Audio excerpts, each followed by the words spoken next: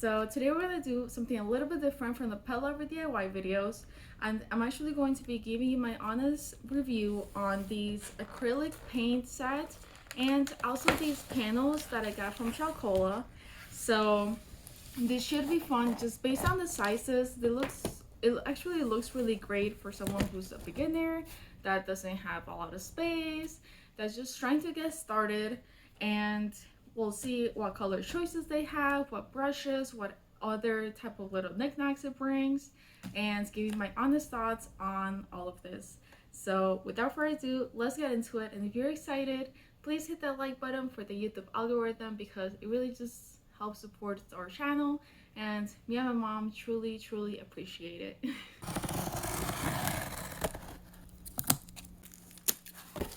Oh, this is pretty great. I don't know if this was supposed to happen, but all right, we got 5 9x12s, 5 8x10s, 5 5x7s, and 5 11x14s. And for the paint, I really like that it came wrapped in plastic just because it is traveling through Amazon, so it just helps keep it safe. It comes with a palette, an assortment of brushes, a sponge, and one of these thingamajiggers, and also 2 layers of paint.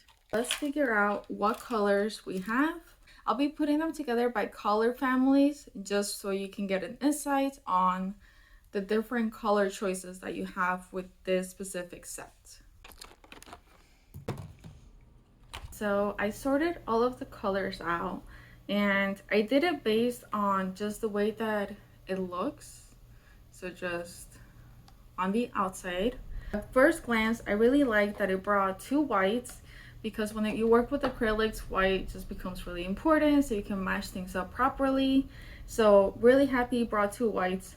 I also love that it has plenty of reds, blues, and yellows, because although everything else is great, those are great additionals, but you always want to have lots of options for your primary colors, because as long as you have that, you can make any color you can think of. So I love the range. Each of the primary colors has 5, so perfect. At least for me, like I like certain shades, I like certain styles, so really happy with the primary colors. And then for the additionals, we have 3 different greens and 3 different purples, 2 different pinks, and 5 browns. I think I would have liked maybe a few more of the greens, like maybe some of those like neon-y colors, like a lime green, something like that. But that's just because I usually don't use that much brown. I know in traditional paintings you do use a lot of brown because you like houses and vases and all of this.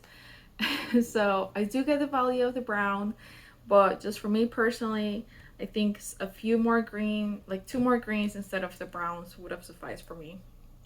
But anyways, this is how they look like. I'm going to now start putting just a little dab of paint in the palette that they sent us, so that we can see how they compare to the colors on the outside, so you can get a better feel of how these should be. The individual packaging makes it better for traveling and for keeping at the house if you're not using a bunch of it, just to keep the dust off and keep like the pristine aspect of the canvas itself. Let's open up the small one. Make sure you do it on the back so that if you do go in too deep, it doesn't mess up your painting. The paint brushes is a set of 1 2 3 4 5 6 7 8 9 and 10. This one came a little injured, but it's all good. You can always cut these off. It does bring a pretty good range of brushes, which is nice. I think the top ones would probably be this flat brush, which is great for edges, anything straight, and also the baby one.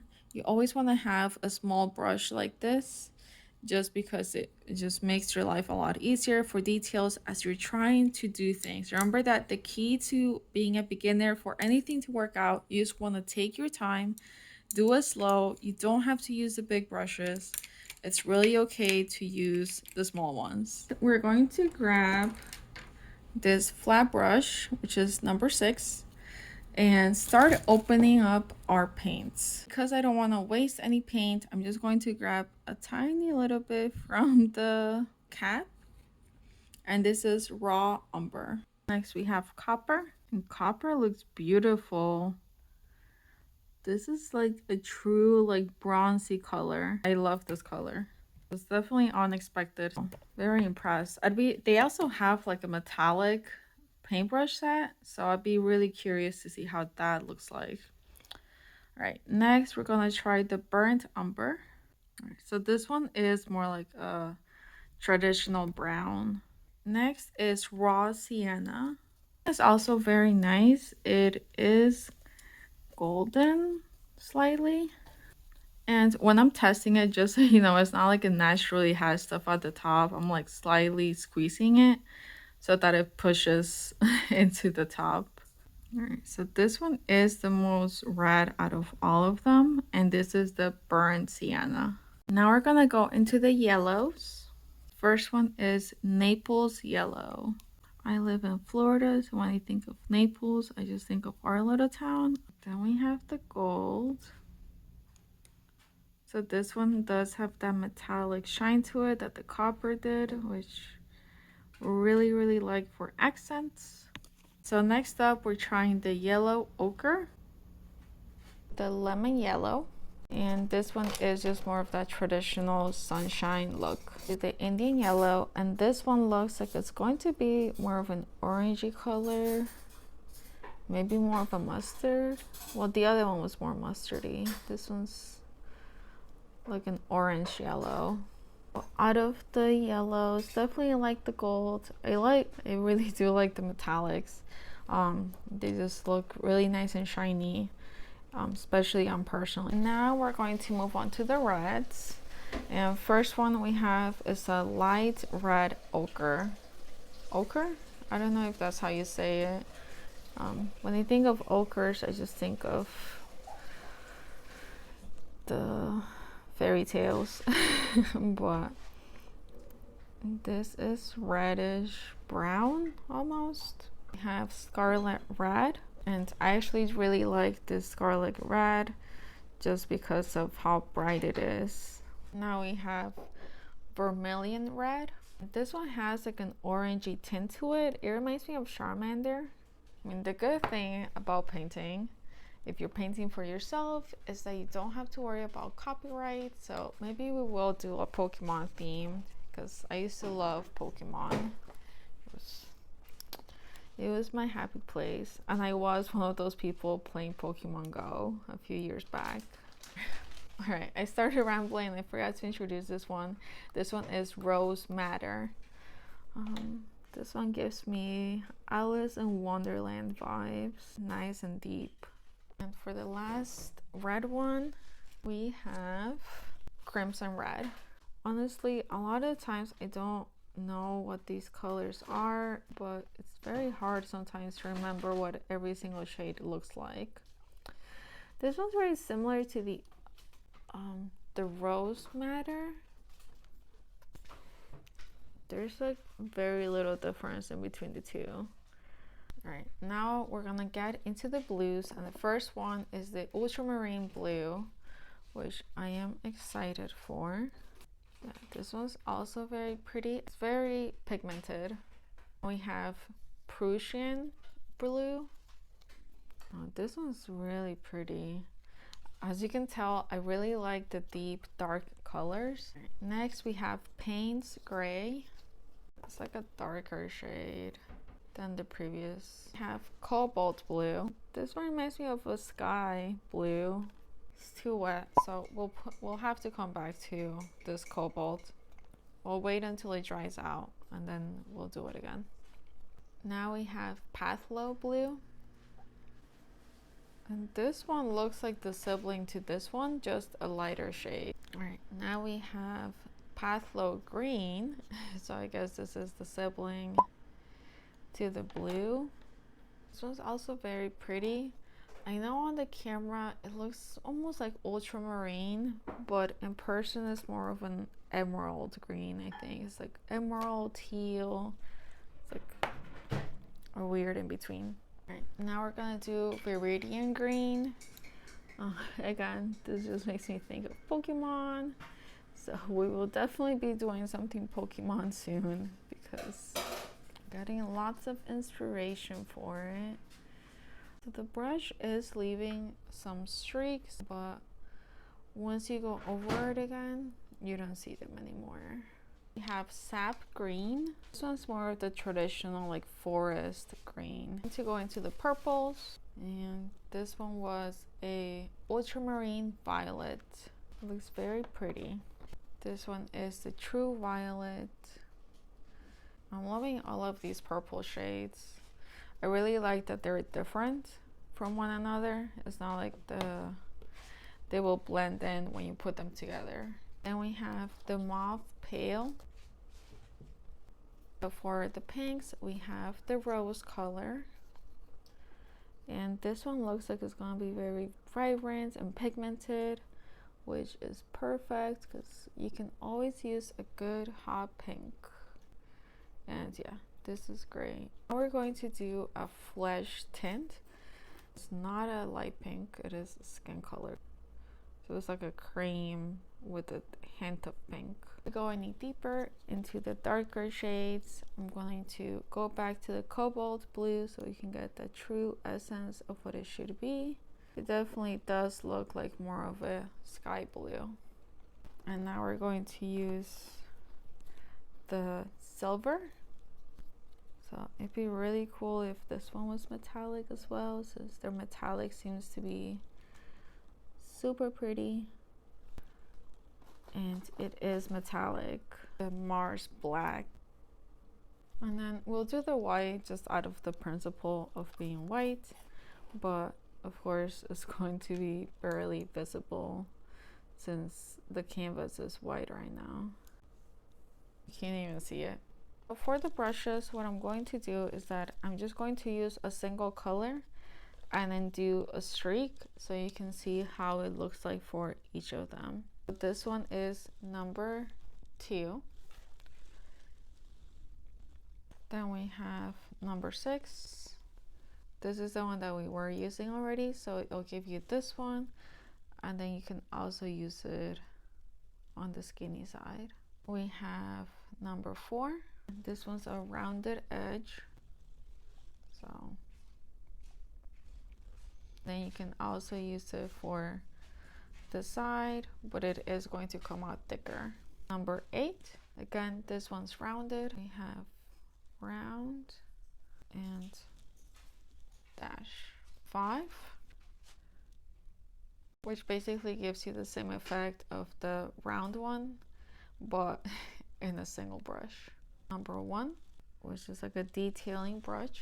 Number 2/0, which is also another line. You can do the skinnier line. You just have to be very careful with how much pressure you put on the brush. Number 3, this one would probably be one of my top ones because I can do the skinny and I can do the thick one. The flat brush,